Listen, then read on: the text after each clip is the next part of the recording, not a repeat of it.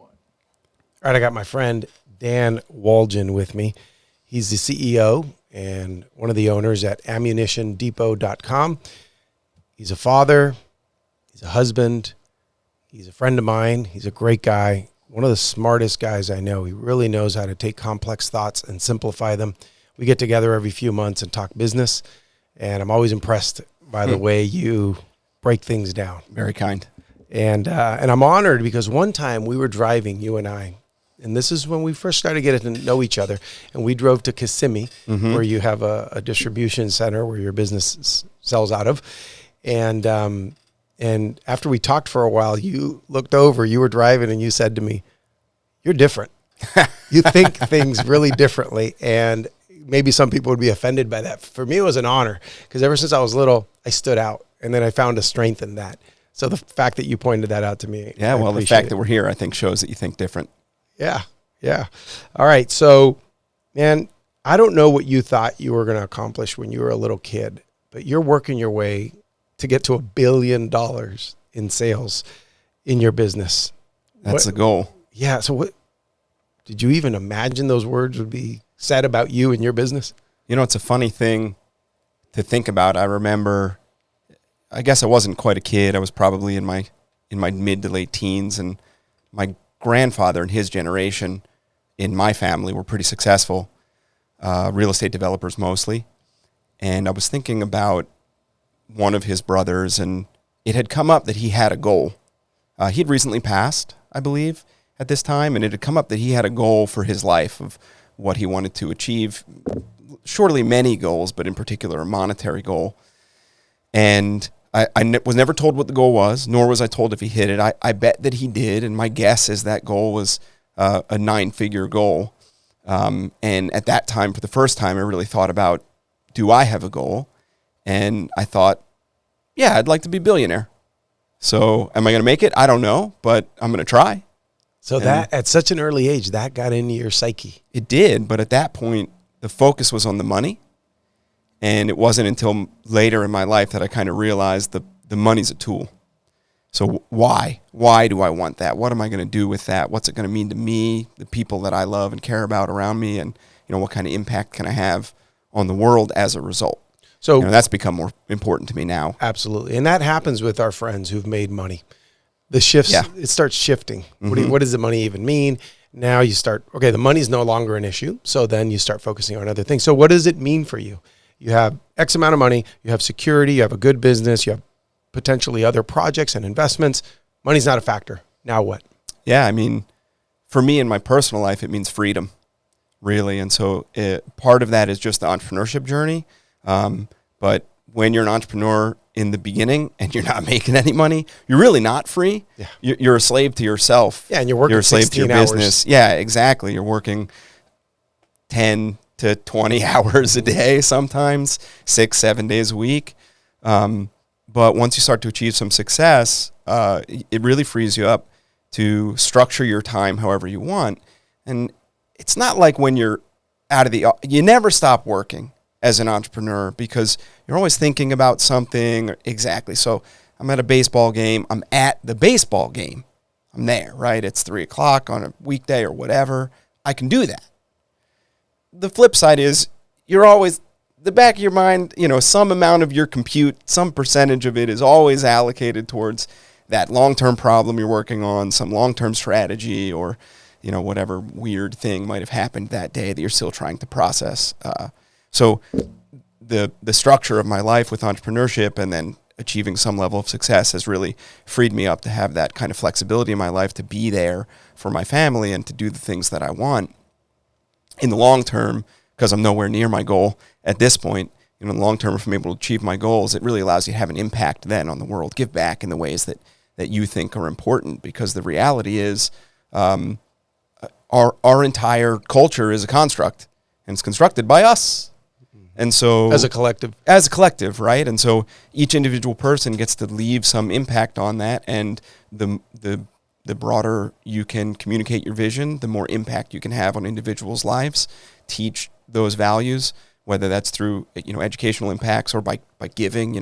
Habitat for Humanity, for example, is I think a wonderful organization. I used to volunteer when I was a kid, in that my understanding of what it is they're trying to do is let's get people involved, not just their money, their hands. Let's go out there, pick up a hammer, let's build a house, and then let's provide that house to a deserving family in need. And what is that going to do for them? That's going to give them the stability that they need to then be able to go get a job, for the kids to be able to do their homework because they have somewhere to be. They have that safety and security. So now those kids can be educated. Less likely to become criminals. Yeah. They have a home. Or even just less likely to not achieve because they never were given the knowledge that they needed, the understanding of the way that the world works. And, are you going to need high-level algebra every day of your life? No. But some of those concepts about how to think and how to interact with the world really are what allow you to become very successful in things that are seemingly totally unrelated. Yeah, and you need that my own stability. story is very much in that way. Not that I luckily came from a wealthy enough family, kind of middle class family, never had to worry about that. But my training is entirely different than what I ended up doing. Well, I wanted to be a scientist from the time I was like a mid-aged little kid, late single digits, preteens, that kind of thing. And I went down that track. I took a lot of kind of math and science classes throughout middle school, high school, ended up going to a school for chemical and biomolecular engineering, went as fast and hard as I could, graduated in 3 years with a degree in chemical and biomolecular engineering, and went and got a job in sales at a glove company in California. I realized kind of halfway through my college journey that this isn't what I wanted to do. And in hindsight now, especially, is really obvious early in my life that this was never going to be my path. However, the education as an engineer, the way to think that I was taught, the way to learn that I was taught, and the way that I approach problems because of that education as an engineer has been invaluable to me in my business life. Yeah. Whereas if I had went and gotten a business degree or an entrepreneurship degree and, maybe an MBA, I would have had a totally different perspective and wouldn't approach these things in the same way. And you're always going to learn, quote, on the job by doing whatever you're doing. You're going to learn it while you're doing it. The reality is, I think we've talked about this before, as entrepreneurs, we have no idea what we're doing, right? Can I curse on this thing? Oh, you can do whatever you want. Good. You can we take have your shirt no off. fucking idea what we're doing. We're making this shit up every day. We're making it up, figuring it out. There's other ways to say that, right? We're guessing, educated guesses, hopefully. We figure out a plan of attack. We try stuff. We see what works. Something doesn't work. We try something else. And so I learned the business by doing the business. Yeah. Right. Is there something you wish you would have studied a little bit more when you were younger? Would it have prepared you better? I don't know if it would have prepared me better for what I'm doing now, but looking back, I wish I would have spent more time in kind of computer science. Anytime, really. I wish that, while I don't think it's probably something kids need to learn anymore, I wish I had learned how to code. That was really important for the past 20 years. Yep. Probably won't be that important for the next 20 years. And so, just like we're talking about, I try and learn from that mistake. So what does that mean? Well, now I see this huge opportunity in AI. I wonder, so when the internet started booming, 1995, I was 10. So I couldn't really get in on that. Literally. But I wonder, if I was 35 in 1995, would I have? Or would I just said, oh, this is cool. I can buy stuff online. Like, I can't wait to see what people do with this. This is awesome. Even if I thought it was going to change the world, would I do anything? Yeah. And so now I see we're at the very beginning. I believe, and I'm no great expert, but I believe that AI is going to be as impactful on our society, on our world, on value creation, on distribution of wealth as the internet has been, or more so. And it'll probably happen faster just because adoption curves are speeding up. You think about how fast VHS got adopted, CDs, then DVDs, cell phones, the internet. It keeps kind of speeding up where adoption is happening faster and faster and faster. So probably 10 years from now will look like the change from 1995 to 2015, where I don't really know all the dates in between there, but by 2015 we had iPhones. You had, the internet in your pocket as you're walking around every day. In 1995, if I wanted to, if we're at a bar and I have a question, what was the name of that actor in that movie or whatever? We're going to have to agree to disagree. Yep. Or you're like asking friends. That one, I don't even know how you would have looked it up, right? Or but question about some fact, you're like, oh, let me go look at the bookshelf. Do we have the W's? Yeah, we got the W. It's like, You got to hope your parents stayed committed enough to buy the encyclopedia. Oh, to get no, you. we got the 1987 version. Yeah. We need the 1989 version. That's right. Or you go to the library and learn how to use the card Yeah. catalog and the Dewey Decimal System and all this stuff. So, crazy. and today it's like, my son says, hey, Dad, search it up. Instant. Doesn't even say Google it anymore. Yeah. Search it up. It's instant. Okay, let's find out. Yeah, that's amazing. So let's switch gears for a minute. I think this is awesome. When you're not deciding what happens in society, even though you're in a business that has a lot to do with society. It's popular because it's controversial. But when COVID hit, I think it was so cool that how many days into COVID and the reaction to COVID did your wife retire? It's not as fast as you'd think. So I had been telling my wife for a couple of years, like, we're doing well enough. If you don't want to work, you don't have to. But she loved what she was doing. She loved teaching, and she wasn't ready to give that up and step away. What really happened in COVID was my wife was teaching at a private school, and my son had gotten into a public choice school, which is just a lottery. So we won the lottery at the beginning of that year, and we had to decide, do we go to that school or do we continue at the private school where, his mom's teaching, very similar educational styles, etc.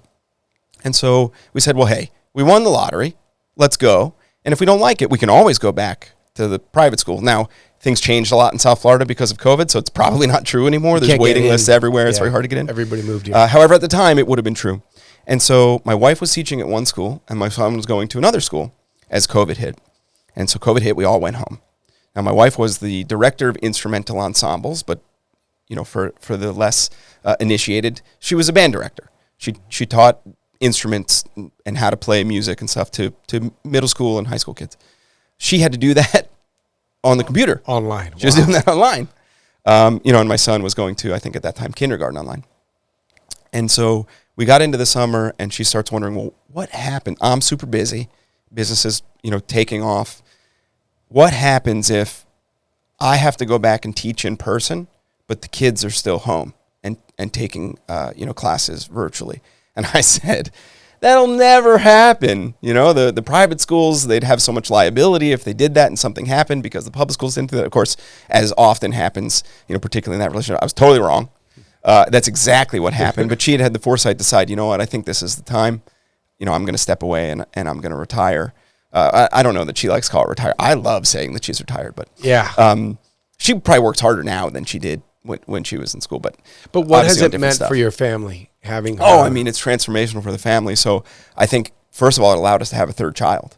I don't think that we would have done that if she was still working and that had been the vision that she's going to continue working, because it is incredibly difficult to dedicate to your family the amount of time that you would want to, if you really want to have a big hand in raising them, and not just because they're going to be raised by somebody.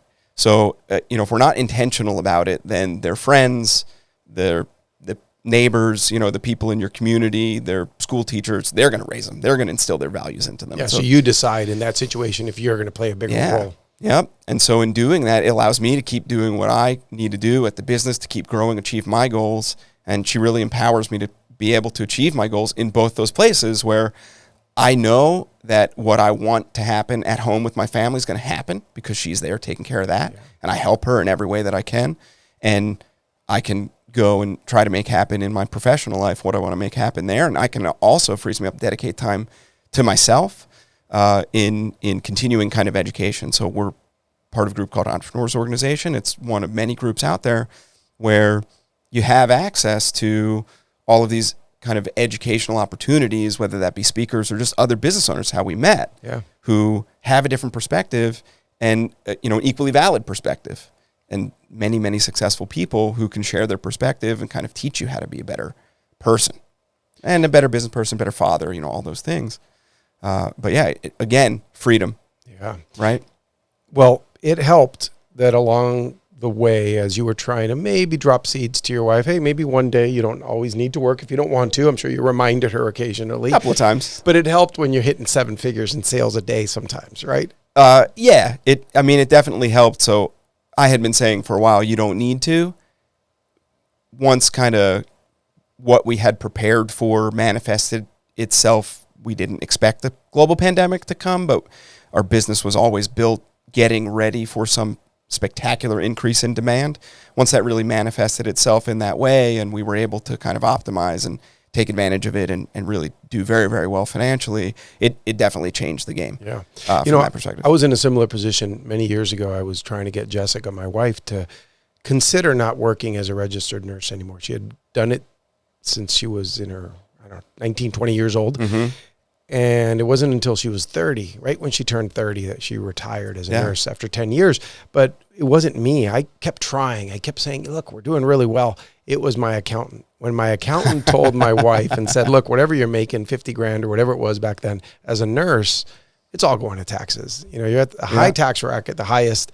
So what are you doing? And the help you need Yeah. to take care of the kids, or and nobody does it better than our wives. Yeah. For our own kids. That's absolutely true. Right? And I suspect if we were to talk to her, there's more to it, because particularly those professions, nursing and teaching, it's a calling. Yep. People don't go into those professions for the money. Right. Right. They care. They want to help. They want to help educate. They want to help heal. Yeah. And so to step away from that can be really difficult. Yeah, exactly. So, and then also my wife happens to be the type that thinks, well, this could all go away tomorrow, and we're going to lose it all. When's the other shoe going to drop? Yeah, something's going to happen. And so finally, but my accountant finally convinced her, and I remind my accountant, who I've had for decades now, thank you, because you gave me my wife. And because of her, similar to you, we had our third child, but then we went ahead and had our fourth. Yeah. That would not have happened if my wife's busy working 40 hours a week overnight in a hospital shift, and I'm building a business. So we were in a Can't imagine taking care of another crying baby. I did a lot of that with the first two, because she was working in a hospital. I had 2 kids in diapers, and she would do the overnights on Friday, Saturday, and Sunday. So that left me, when she got home at 8 a.m., I'd have to get out of the house on Saturday, Sunday, and Monday so she could sleep. Yeah. Like, here I'm trying to. With all the kids. With 2 kids. I have to, but they're both in diapers. 2 little boys in diapers. That's tough. A guy who's not good just at the diapers off. It's fine. Yeah. No, we were out of the house. I had to go take them everywhere. All right. We got lucky on spacing, that we never had more than 1 in diapers at a time. Yeah. So, and I mean, maybe the next one pushed it along a little bit. But we didn't have more than 1 in diapers, and we didn't have more than 1 in a crib at the same time. And so actually, kind of interestingly, and I think it's good to kind of show, right? Just because I'm successful doesn't mean I'm wasting money, right? We got a crib from a friend of mine who had 1 child and was done with the crib and wanted it out of his house. I know that feeling. Yep. And he gave us the crib. I've used that crib for every child. Wow. So that crib has gotten like 12 years of use. Wow. It's still in good shape. I'm going to give it to somebody else. That's great. And who knows how long this crib, right, can keep going. Maybe it'll come back to your kids for your grandkids one day. Yeah, that's the opposite of consumerism. Yeah. I'm the same way. I love using things, especially like that. It's meaningful. That you get it from a friend. Well built. Yeah, that's nice. So, all right, we talked about kids. Let's talk about you as a kid, your upbringing. Sure. You didn't have a dad around, did you? I didn't. Well, I mean, I did in the very beginning. I think, if I remember correctly, my dad probably left when I was around 10. I think he left for a couple months, came back for a couple months, and then, left finally at some point there around that time. I know it was well before my bar mitzvah, which happens at 13 in the Jewish faith. So it was somewhere around that time. But even before that, he wasn't the best dad. He was kind of, my memory of him is kind of an angry guy, short, not a lot of patience. In fact, I have I'm not sure which camera we're looking at or if you can see it. I got a chipped tooth in here still somewhere. My dad's teaching me to play baseball, and, I'm a normal kid, and I'm like, don't be afraid of the ball. Don't move. Don't move. So he tosses the ball. I don't move. It soars, of course, right over my glove, right into my teeth. Oh. And those are the kind of memories, Wow. I have of my dads that weren't great. But it drove me to want to be a great dad. So as much as I look back and there's these things in my life that were really difficult that I would never want for my kids, I can't exactly say I'm happy that I had to go through that, but I'm happy with who I am. You made the best of it. I don't know if I'd be who I am, if not for the experiences that I've had. So if somebody had a bad dad, Mm-hmm. what would you recommend to them if they've used that as a crutch? I cannot perform at this level. I can't do the things I want to do because I had a bad dad. Get over it. I got to tell you, one of the things that really bugs me is we're getting older. And so, we have more friends that are in their 40s or 50s or even 60s. When I hear somebody at that age talking about how their childhood is holding them back, at some point you got to take responsibility. So one of the things I believe in very greatly is just personal responsibility. And for me, that extends well beyond taking responsibility to being self-sufficient. It's a really important value of mine that people should be able to do the stuff around them in their life. And so it's little stuff, big stuff. You don't have to do it all the time. You just got to know how to do it. You should know how to hunt. You should know how to cook. You should know how to clean. You should know how to change a diaper. That's one, by the way. Husbands, you should do that all the time. It really should be a partnership, in my opinion, in the home. Especially if the wife's love language is acts of service. Yeah. And you should be changing a lot of diapers. It's my love language. Oh, look at that. It's not. I don't think my wife's love language. It's been a while since we took that quiz. But it's important to know. So, change a light bulb, sure. But fix stuff around the house. Now, I've gotten to the point where I probably shouldn't be fixing stuff around the house. And I still probably do more than I should. Yeah.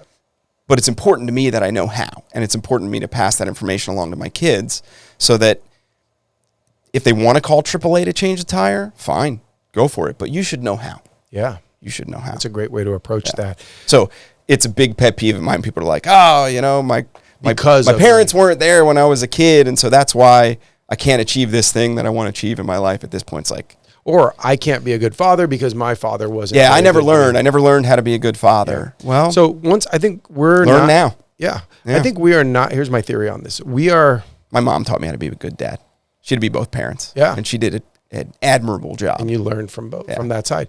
So if you don't know why let's say you're 21 years old and you're not getting ahead and you really had a bad upbringing, let's say, at that point, it's not your fault. But I think the day we come to the realization of, it's possibly because I didn't have guidance, that's the day it's on you. Yep. From that point forward, I'm doing it. Yeah, don't hit the table. From that point forward, it's on you. It's on you.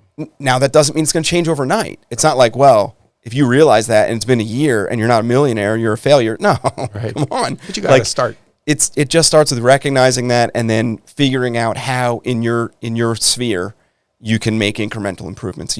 You're almost never going to make huge changes, improvements overnight, especially not in yourself, the way that you think, the way that you act. But tiny little changes really add up over time. And then you look back and you're like, oh my God, look at that 10-year-old version of myself. Yeah. I'm nothing like that guy. Yeah. That's why I like journaling, because you write stuff down. This is amazing. You don't have to spend hours a week, but if you spend 20 minutes a month and journal a couple of little thoughts. I do it because one of the gifts I want to give my kids is my journals, and they can see at this date, and I mention them every time. So I say, at this time, Ryan's 12 years old, and then imagine him reading that at 35, and he's going, wow, that's what I was doing when I was 12. How cool. Those memories you don't keep. You don't remember everything. You can't. And you don't remember it from your dad's perspective, because now something you thought you could think of negatively from a parent, you go, oh, I see why they were doing that. They were trying to protect me.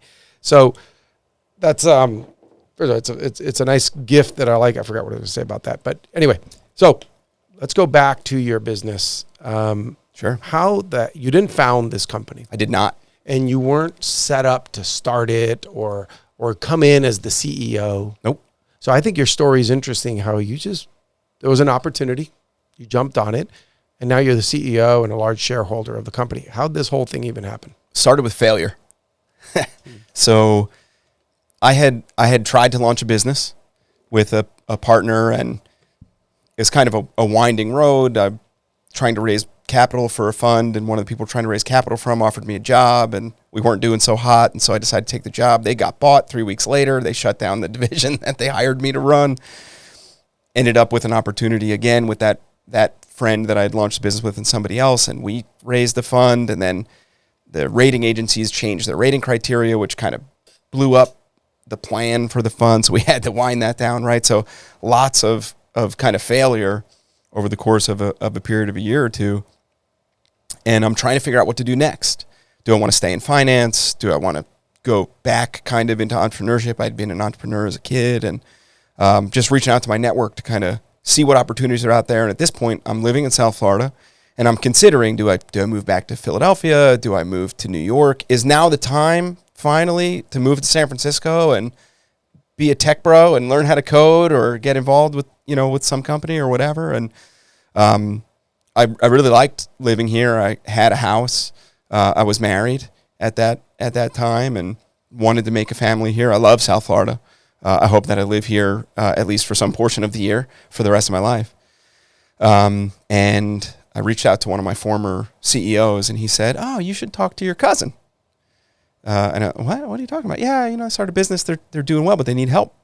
Okay.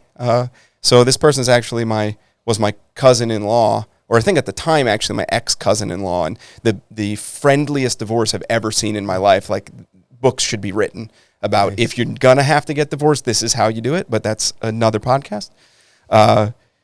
Anyway, I reached out to him and his partner, and we kind of talked about the opportunity. And remember, I have this degree in chemical and biomolecular engineering, and they had just come through a period where shortly after Obama's second election, things went crazy in this market, and they basically ran out of ammo. In the ammunition market. Yeah, in the ammunition market. And they were one of the last retailers left with ammunition on the shelves because of the structure of the company, which we can get into if you want. And they'd run out of ammo, and they were stockpiling it. They were stockpiling it. The company was actually founded as a hedge fund, investing in ammunition as an alternative commodity. And we'll talk all about the technicals there. But in trying to figure out how to hedge that risk, the piece of ammunition you couldn't get at the time, ammunition essentially 4 pieces: the case, the projectile, the primer, and the smokeless powder. The gunpowder, but that's a different thing. Smokeless powder is modern. The smokeless powder was the thing that you couldn't get, and so they said, "Oh, I can't get smokeless powder. This guy has a degree in chemical and biomolecular engineering." Wait, because of legislation, or there was just not enough It was just a shortage production? in the market. Yeah. Where does it come from? There are some manufacturers in the United States. There's a lot of manufacturers outside of the United States, and a lot of the precursor chemicals that are used for that are used in a lot of other industrial processes. So the reasons can be myriad. Yep. We're in another smokeless powder shortage right now.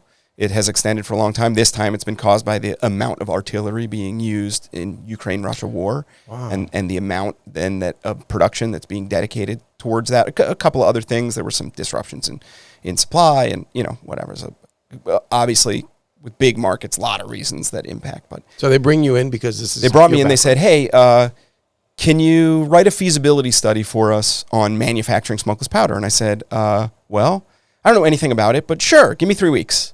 And we agreed to some small fee, and I went off to study this thing that I knew nothing about and figure out how one would set up a company to manufacture it and whether or not it's feasible.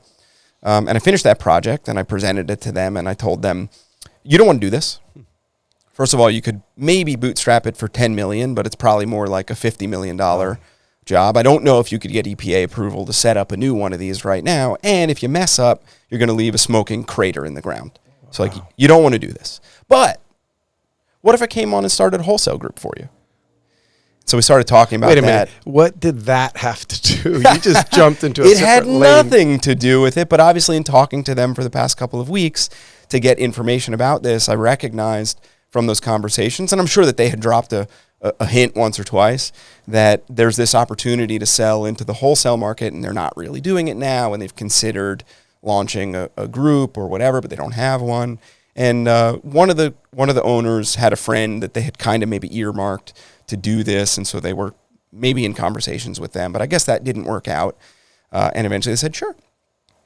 And so I joined, no salary, 100% commission, and we're in still a supply shortage. So I'm kind of fighting them for supply. I mean, I could have sold a lot of ammo if I had it. The company could have sold a lot. I mean, tens of millions of dollars. But you could have sold it at wholesale level. At wholesale. They were direct to consumer. Direct to consumer, get more margin. Yeah. So, how much do they want to peel away to allow me to build the wholesale group? I get it. And so I joined, and this was, I think, July or August of 2013. And we're in an executive suites. We're in a small room, not a whole lot bigger than this room. Maybe if I squared this room off, it would be that space. On the 6th floor of this building that we're in, which was the top floor, they were kind of using it as storage, and they had some old cubicle dividers. Mm-hmm. And so I said, hey, can I borrow those? Yeah, sure, fine. You take them. So myself, I'm in there at night, setting up the room, just squeezing these things together. I bought some desks secondhand for, $100. I had 4 desks and my desk in the corner in this tiny little room to bring in wholesale sales guys to dial for dollars. Just get on the phone.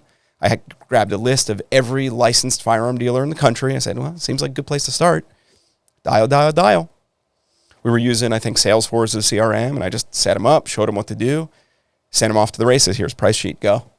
And how'd that go? How quickly did you see something there? It went pretty well. Our first full calendar year in business, I think we did $4 million in sales out of that group.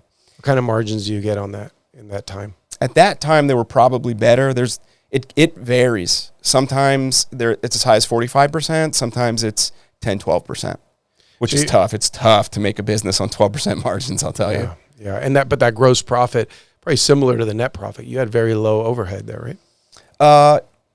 At the time, we were using third-party fulfillment, so that's a little bit more expensive than doing it yourself. And, you've got the overhead of the business. I at the time, wasn't so focused on the bottom line because I didn't really have visibility into the entire business. But no, I mean, there's some pretty significant fixed costs and personnel costs. But in your division, just doing departmental P&L, sure. I was paying some okay. commissions, so it was pretty easy to see. After that, we're probably netting, if you want to say gross profit after labor, 8%, something like that. So what happens? You're a year into it. It's going pretty well. So I have always approached, I'm a bad employee. Mm-hmm. That's what happened. But I'm a different kind of bad employee. And so the way that I'm a bad employee is, whether it's my business or not, I'm going to act like it's my business. And so if I see something that doesn't seem right, I'm going to speak up and I'm going to tell you what I think you should do. And if you give me the rope, I'm going to go do it. And so I just approached all aspects of the business, whether they were part of the wholesale group or not, as if it was my business, and tried to help anywhere that I thought that I could add value. And so over time, I started helping with more and more and more of the business. And I can't say exactly when I started being part of the management team with the 2 owners there, but it happened relatively quickly. I give them a lot of credit in recognizing in young me the ability to grow and add value. You were in your 20s. I was in my 20s, yeah. I was 28, maybe. And they bonused me some equity, little bits here and there, and then later we were able to, much later in the process, we're really managing the business together, able to, work out some deals for significant amounts of equity and purchase some equity and those kinds of things, to the point now where I'm an owner, relatively equal footing with the other kind of ownership group from a control perspective and that kind of stuff. But I just acted like it was mine, and bring value first, get comped for it later. You think young people today see it that way? I don't know that young people saw it that way when I was doing it. I'm sure there are some that do, and I wish that there were more.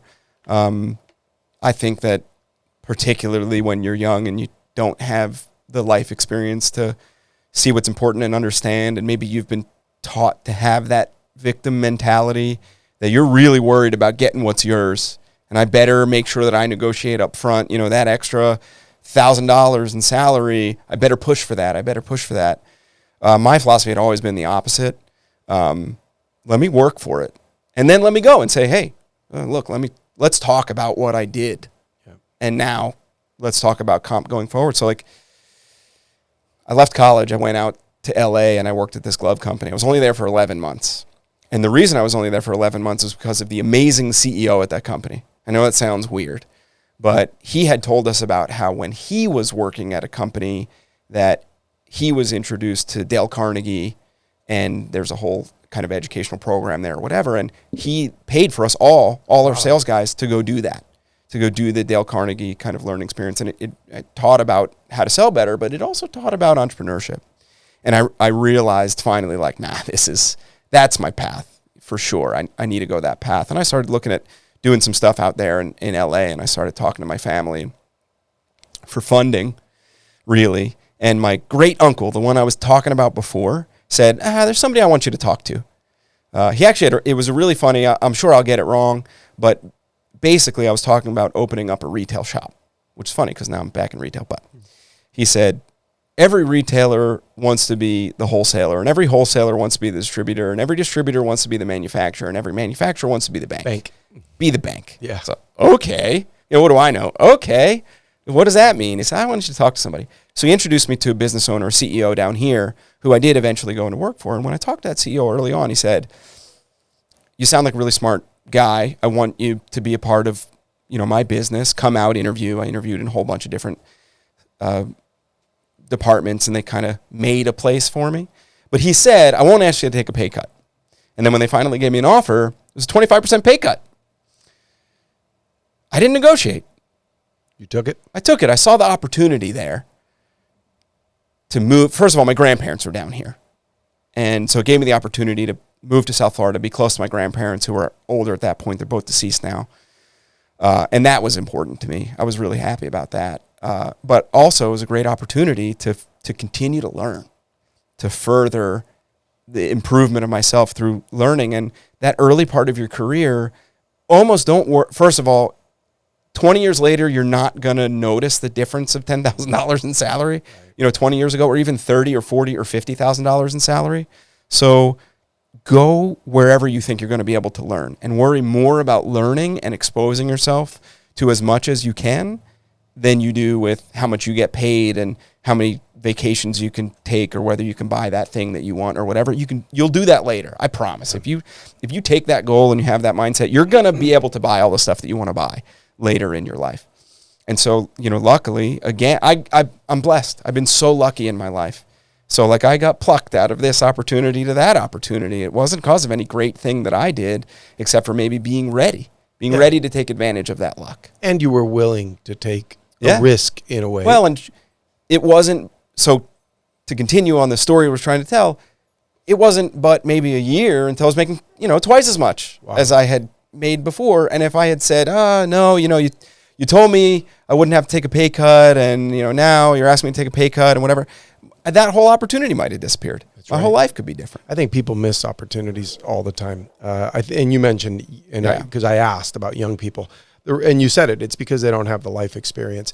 I try to preach this to whatever young person listen to me, starting with my kids, about think of long term. Sometimes it's so hard to do when your whole life has been, my oldest 9 years. His whole life's been 9 years. A week seems like an eternity. That's right. That's right. Hard to get them to see it that way. But man, when we can build relationships, when we can not think of just what we're doing today, but just look a little farther and trust. Hopefully we can get them to trust us, our own kids.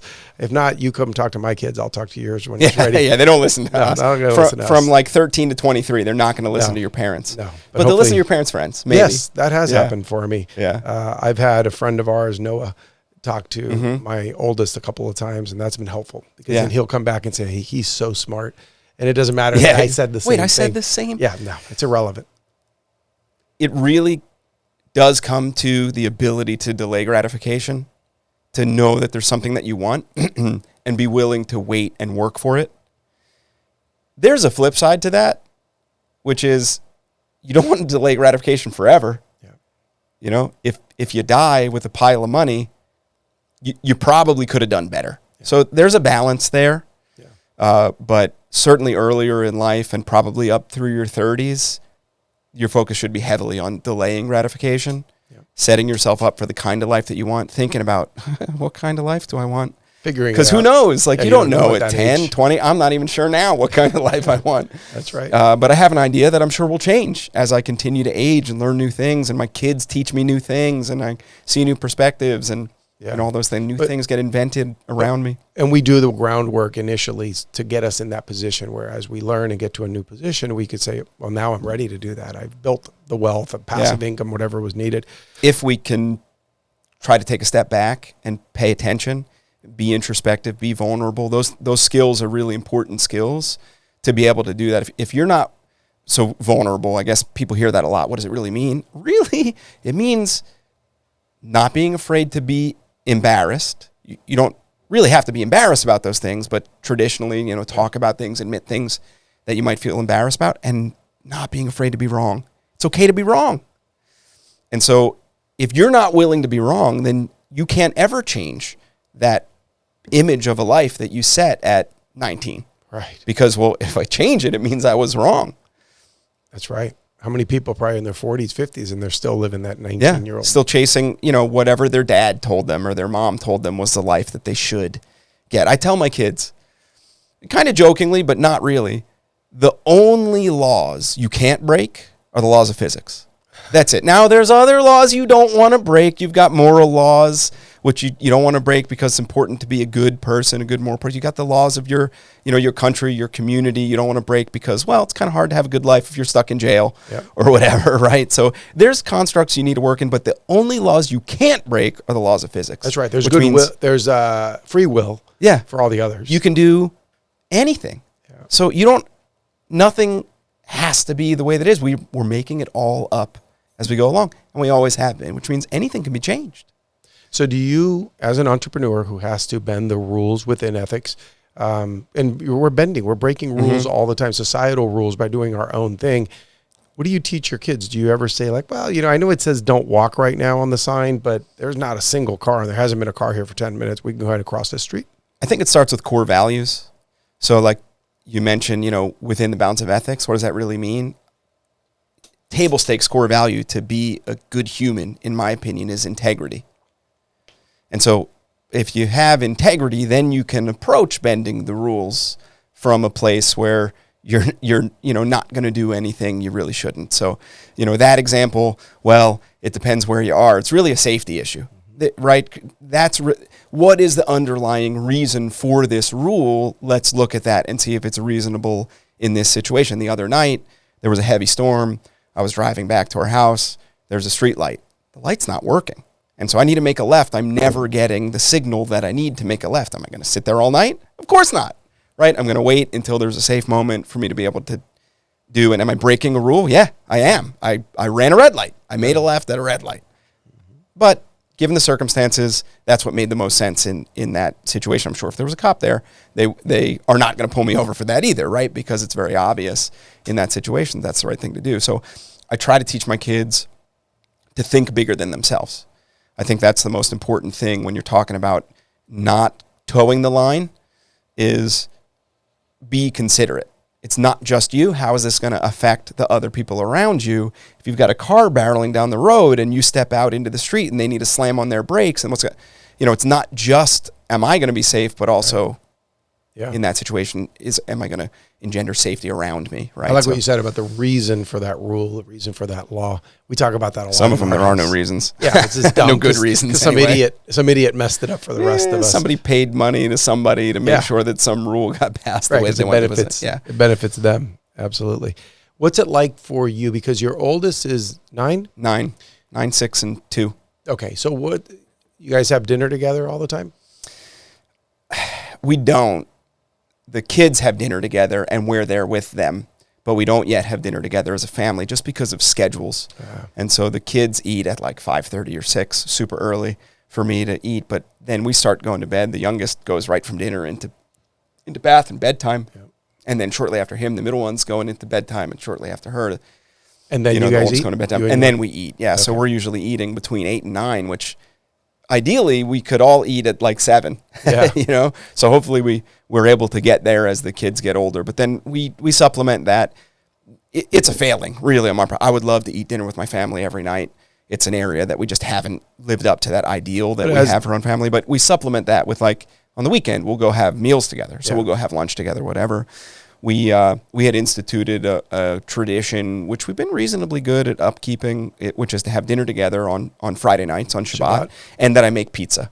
So like, we're kind of observing Shabbat, but I'll make a pizza with cheese and meat on it. It's like we're not keeping kosher, and we're lighting the candles, but we don't observe Shabbat from the perspective of not doing any work and that kind of thing. But it's just a little thing that we can do to build some tradition as a family, and we all like pizza. Now, at least for a while, my kids didn't like pizza. That was a whole struggle. Yeah, if you can imagine. Get them to a psychologist. Pizza, no hot dogs, no chicken fingers. It was rough. Wow. We've gotten over that now.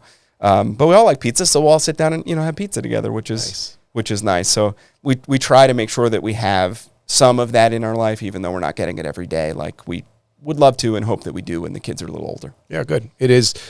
I mentioned it because as my kids have gotten older and they're becoming adults, and they are adults, some of them, one of them. I miss that. Crazy. Yeah, it's crazy. He was born yesterday, and now he's 19. He's in the Army. He's not home.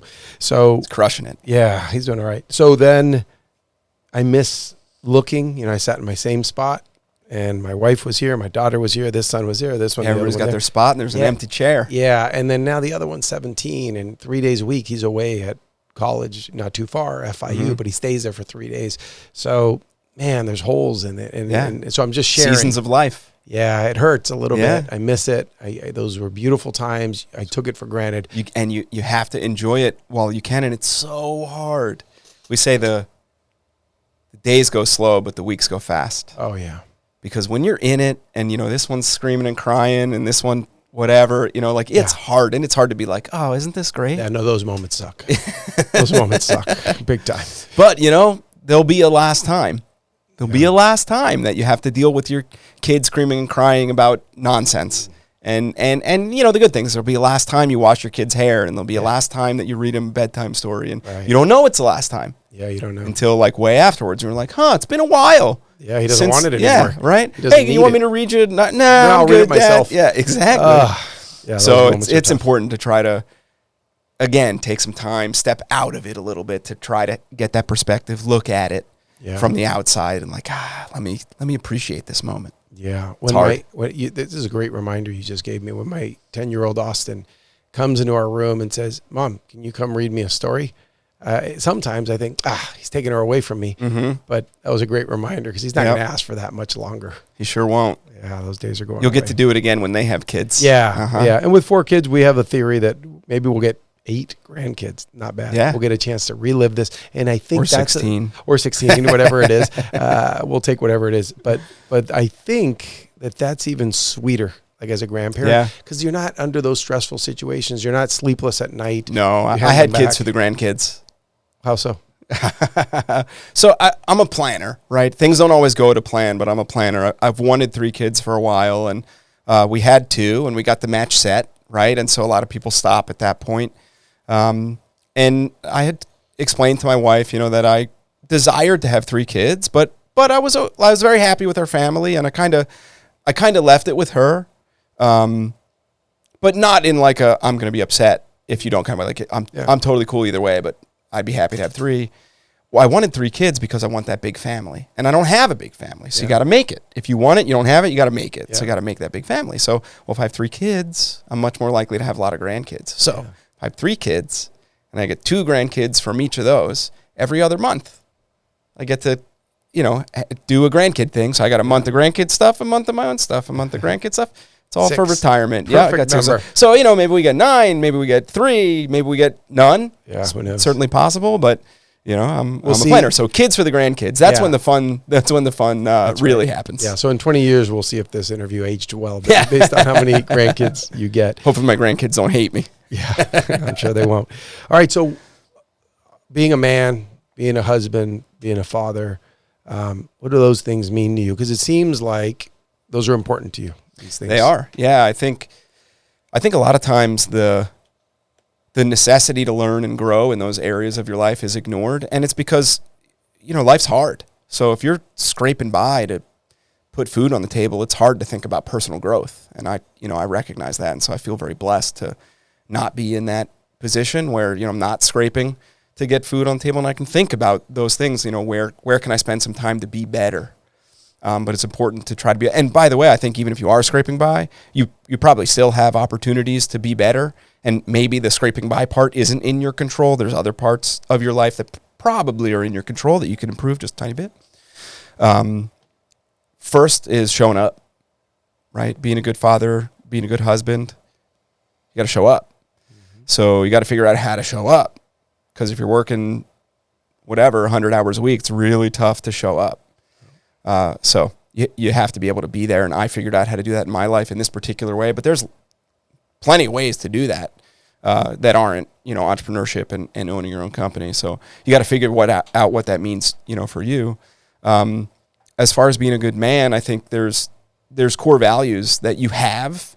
If your core values aren't intentional, you still have them. They just kind of manifested themselves. And so you can take some time to really think about what's important to you, and you'll probably discover some core values. And then over time you can change them if you're not real happy with them, but you got to live true to your core values. Hopefully they're good ones. You know, if your core values are like thievery and whatever, I don't really know that living true to them can really help. And, but I think that, it's important that there are different kinds of people. So like I have core values and being a good man means something to me, but I don't think that definition really applies for everybody. It's my definition, and it's the definition I hope to impart to my kids, but their definition will be different. I'm certain of that. How different? I don't know, but they're their own people, and they're going to have their own experiences. And if someone doesn't know how to start to build core values, I'll tell you what I did. I cheated many years ago. Our friend Ron Cohen. Love cheating. Yeah, I asked them. I said, so you've got core values on your wall. I saw them when I was visiting your operation, and I was at my office at the time, this years ago, and I said, can you send me a picture of them? I want to go to school on what you've developed. Yeah. And I probably copied out of the 5 or 6 that he had, maybe. I copied 1, 2, or 3, and then the other ones gave me ideas to reword it for me and change it. But yeah, there's no reason to go, I don't have core values, I don't know what they are. I think personally and in business, we should establish them and borrow from somebody. I did the same thing. So they only call it cheating in school. Yeah. Once you're out of school, that's like working smart, not hard. Yeah, absolutely. So in many areas of my life, I've been blessed, and I've been blessed with a really phenomenal friendship. And so I have a friend, his name's Eric Griffin Shelley. I call him Griff. Most of his friends call him Griff. And I feel like he's always been a couple of years ahead of me. And so I get to follow him. It's great. And so he was successful in business before I was successful in business. He was intentional about his business before I was. He joined EO, and he introduced me to EO, so he joined EO before I did. And so at each of these stages, I'm able to ask him, well, how are you guys doing this? Hey, can I see your core values? How did you come up with those core values? Hey, what's your hiring process like? Can you share that with me? Do you mind if I just like copy that? And, you know, every once in a while, there'll be something where he says, you can use this, but don't copy that one word for word. Like, we're really proud of that. We worked really hard on that. Like, make your own. Yeah. You'll make a great one, make your own. Don't copy. But for the most part, he's been incredibly open in sharing those things with me, and so I did the same thing. So he's given you spectacular starting points. It took him 5 years to get there, and you're starting where he was, and now you get Why to not adjust. Stand on the shoulders of giants? Oh, 100%. Right? Man. I'm not smart enough to develop things on my own. Yeah, maybe you are. Maybe. But I like to remind myself of that so that I don't get in my head thinking I'm the brain. I'd rather take a good idea that someone has and build see on if it. I could just make it a little better, build on it. Absolutely. Yeah. We had a call. So that's a good way. But if you don't have that, books. Books. I mean, get online, jump on Amazon, search on Google, ask ChatGPT. You know what? You don't even need books anymore. ChatGPT. Go ask ChatGPT or Gemini or whatever. Yeah. Hey, you know, I want to develop some core values for myself. Give me the top 20. Or even just, how should I go about doing that? How do I figure this out? ChatGPT, and he'll tell you a bunch of stuff and point you in a path and wind you up and set you off. Yeah. This week we had a call in our men's group, the Brotherhood, and it was, let's share. Most of the guys are business owners. Let's share the metrics that we look at, the dashboard that we've developed in our business. And they're all going to be different. This guy's got built software for people. This guy's got a SaaS. This is, different companies. But it was really interesting because there were all these aha moments. One guy's presenting on screen saying, these are the dashboards I use. This is what I look at every day. This is how I know if we're utilizing capital, if we're utilizing people.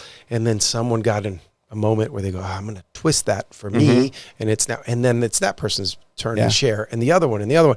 And those are some very valuable lessons to take it from experience. And this uncovers what I think is a really important point for people to kind of think about and realize. And I've talked about this a lot with my business partners and my employees. And it probably applies in other areas too, personal relationships. Every business is different, but every business is the same.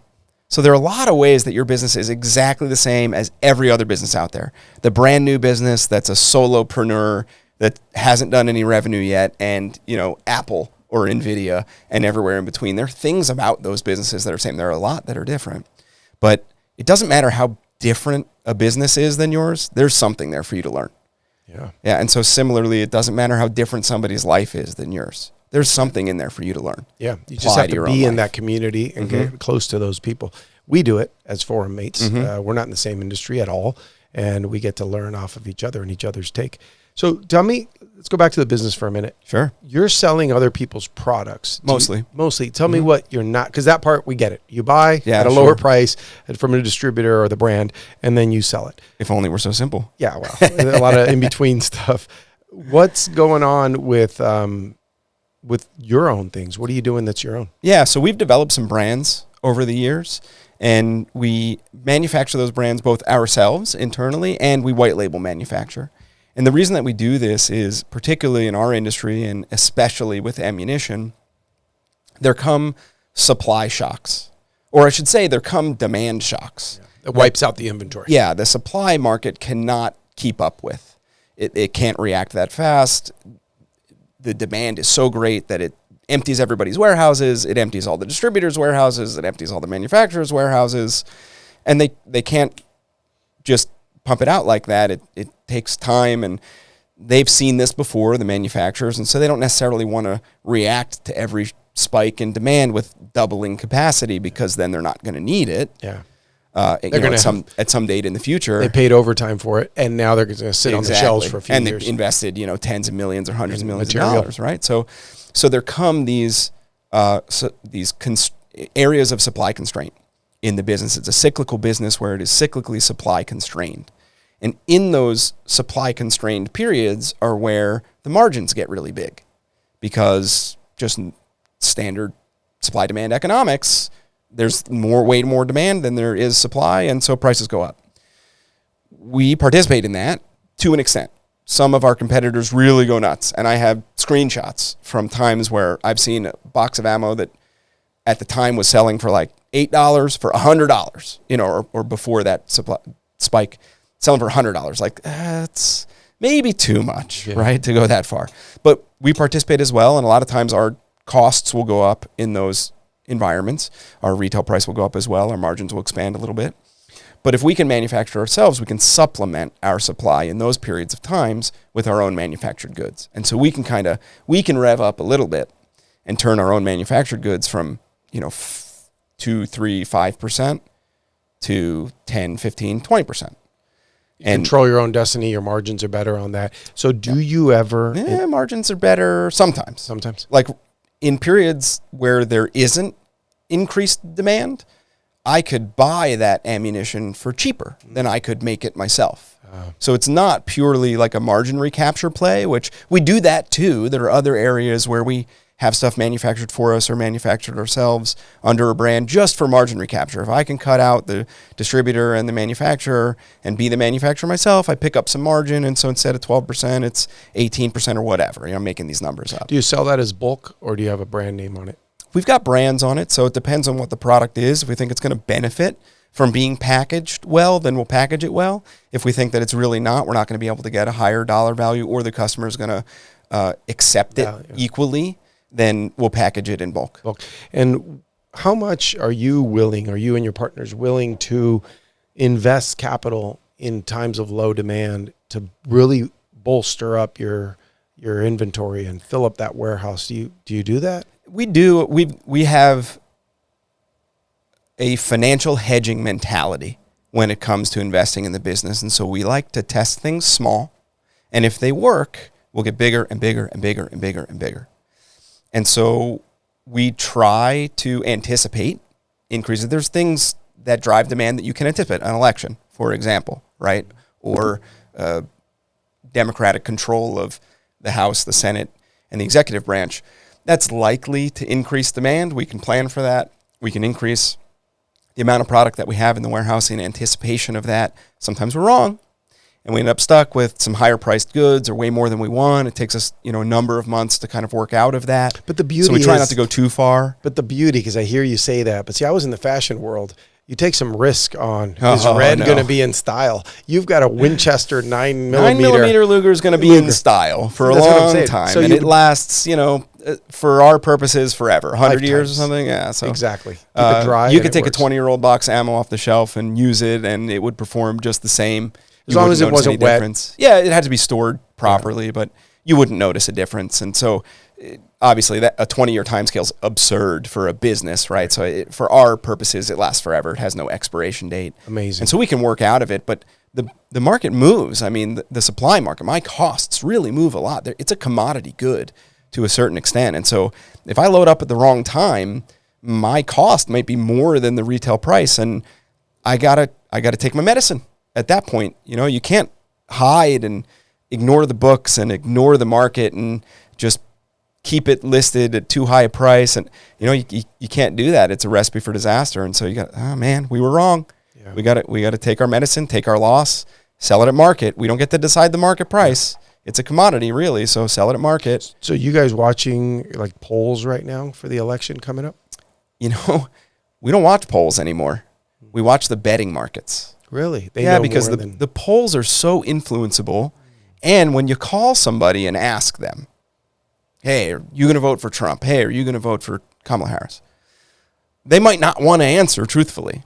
But when somebody puts dollars down, they're telling you not what they want to happen, but what they think is going to happen. Yeah. And I do believe in the wisdom of crowds. And so I think I look in particular, this is not a plug, and I haven't put any money onto this platform. There's a platform called Poly Markets that I've been looking a lot. It's weird. You can bet on everything. It's crazy, the stuff that people will bet on. Probably a lot of degenerates losing a lot of money on there.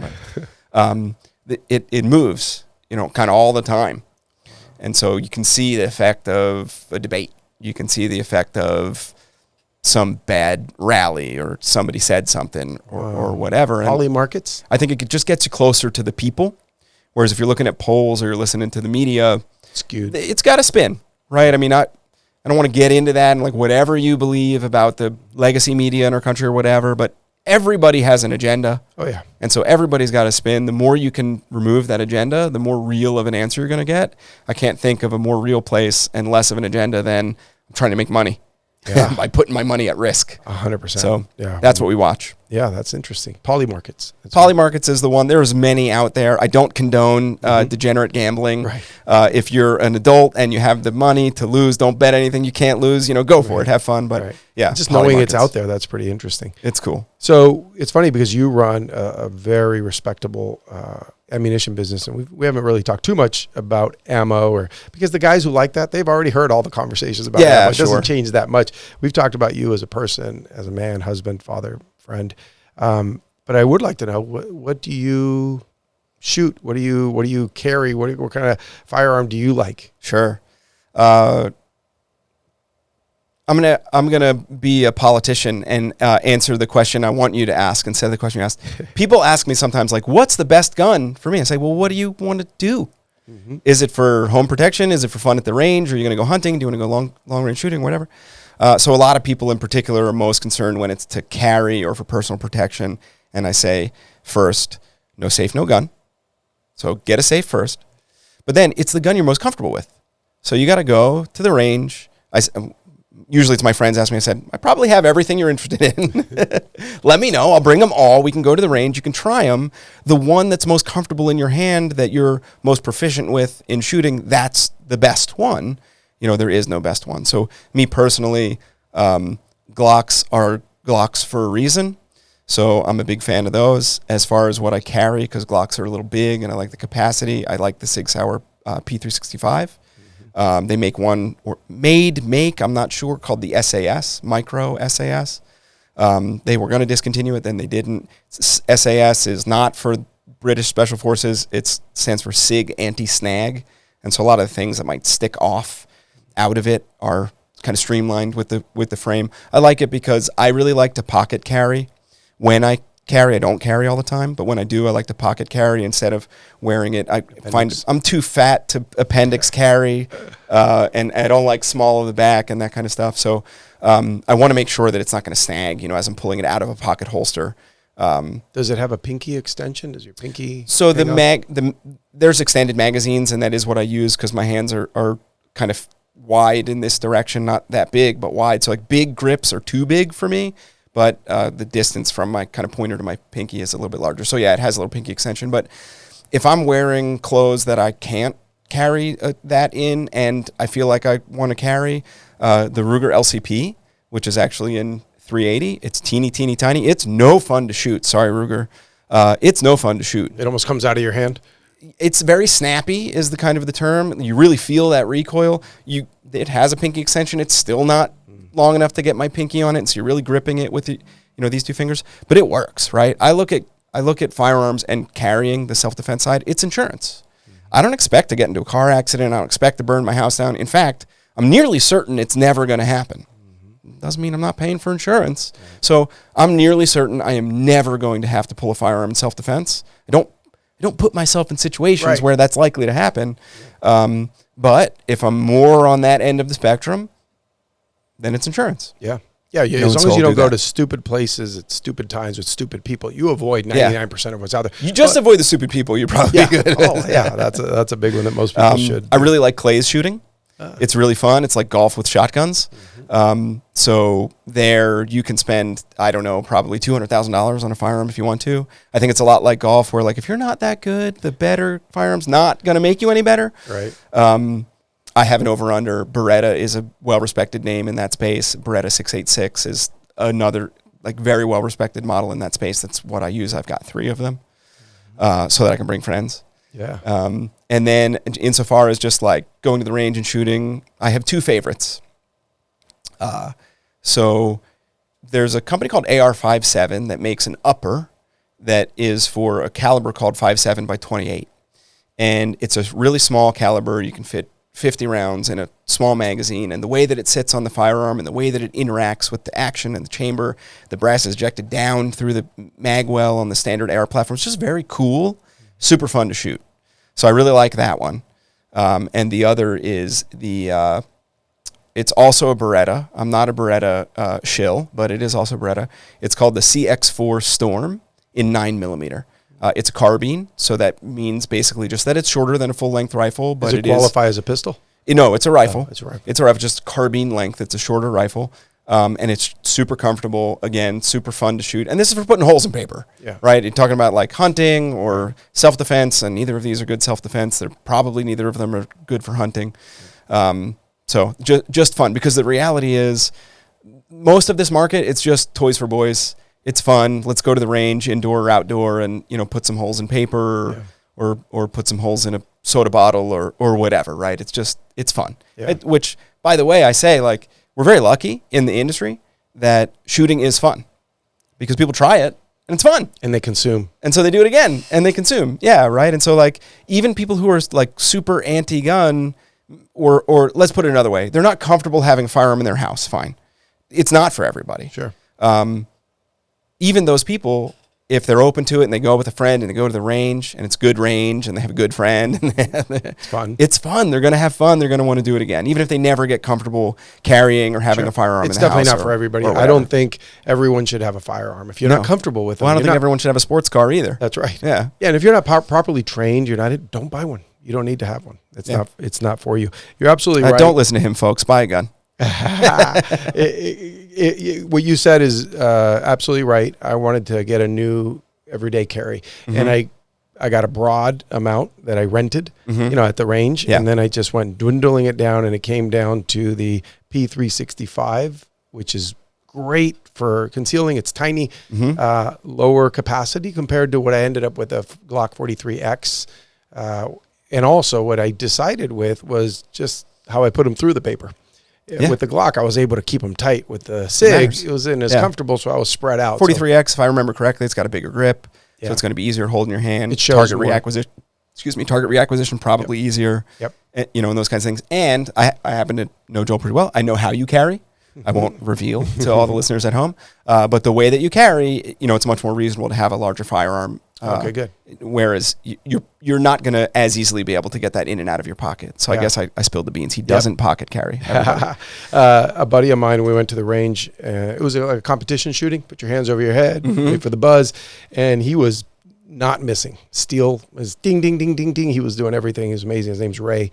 And so I went ahead and saw what he was doing, and I got a red dot put on it. Oh, yeah. So I've only used it a few times. I mean, optics are great. Yeah, it's amazing. They're really amazing. And Game again, changer. for fun, you can make an argument about a self-defense situation. You're not using your optic. You need to get the muscle memory. You need to get the sight picture. You're not going to have the clarity of mind unless you're super well trained, right? I'm sure our best, military folks, best law enforcement folks, that's a different story. Yeah. But for you and me, we don't train enough. We don't train. No, I don't train enough. No, of course not. If I ever really had to pull my firearm in a self-defense situation, I mean, I keep one in the chamber because I'm not even sure that I'm going to be able to rack the slide in that moment. Yeah. And right. nor do you want to make the noise in your house in the middle of the night. You might want to, or maybe you do to scare them off. But that's also another, you know, people say a shotgun, pump action shotgun is the great thing for home defense. I say, well, maybe, except you got to pump it every time. So like yes and no. What you need is a speaker in the house that when they just break play the window, sound. Just play your the doorbell, sound. ding dong. Yeah. But for fun, man, red dots are awesome. It's amazing. Red dots. But you know, awesome. I just read, and I asked my friend who's an FBI SWAT member currently, if this is true, because I read it online, and he said, yeah, that's about right. The average shooting happens, in real life at 7 feet. Oh yeah. So targets don't even matter that much. Forget even about the average. Let's talk about a situation you'd be in. If you're 20 yards away, you should probably run. Hide. Run and hide. Run, hide. That's it. Run, hide, fight. Yeah. When they put you in a first, hide second, fight. When they find you, you fight. If you need to. Yeah. Now, that does not apply, in my opinion, inside your house. Right. Inside your house. I don't really believe in the duty to retreat.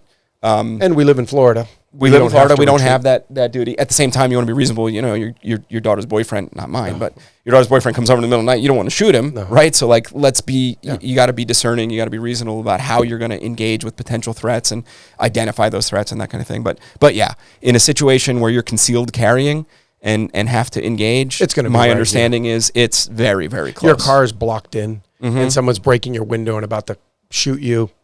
It's like 2 feet. Yeah, that's probably what realistically would something. Yeah, I mean, I'm far from an expert in the kinds of situations that end up in needing people to pull their firearm, because recognize that even if you go and do the data, you go and do the study on the data of shooting incidents, self-defense shooting incidents, that's only the ones where somebody had to shoot. That ignores all the ones where somebody pulled their firearm and said, hey, I got a firearm, I'm prepared to defend myself. You need to de-escalate the situation. They probably didn't say it like that. There's probably a lot more curses involved. But then they did. The situation de-escalated. Nobody got shot. That's the ideal outcome is you don't get yourself in a situation. But if you're in the situation, that's the ideal outcome. Better for nobody to get shot. Absolutely. You don't hear about those. Right. And so from that perspective, like the effectiveness of personal protection, of concealed carry or of gun ownership in preventing harm is underreported because we call them the good guy with the gun. The good guy with the gun stories, you don't hear about them as much as you hear about the somebody got shot story. Yeah. I posted this on social media the other day, and I got some, you get the good, the bad. I read some of the comments. And I don't know if this statistic is true, but I put a picture of my new U.S. flag flying in front of my house. Mm-hmm. And I said, I heard that there's less incidents of breaking into houses with U.S. flags in front. Oh, look, if you don't want to have a firearm in your home, go get an NRA lifetime member sticker and just put that on your back door, right? Yeah. Look, I don't know. Obviously, if you're committing crimes, you're not the smartest person around. But if I got two houses and I'm like, well, that guy definitely has guns and this guy definitely doesn't have guns, I know which one I guess I would choose, although I would never be doing that. So I don't really know, right? But yeah, right. So yeah, just put an NRA lifetime member sticker up on the window. Let's all do it, and let's confuse the bad guys. Absolutely. All right, Dan, thank you so much for being here, man. You're a really good friend of mine, definitely one of my top friends. I love learning from you, and I'm glad that I got to have you come and share this to my friends. I feel the same way. I'm really happy to be here. Thanks for having me, Joel. Thanks, man.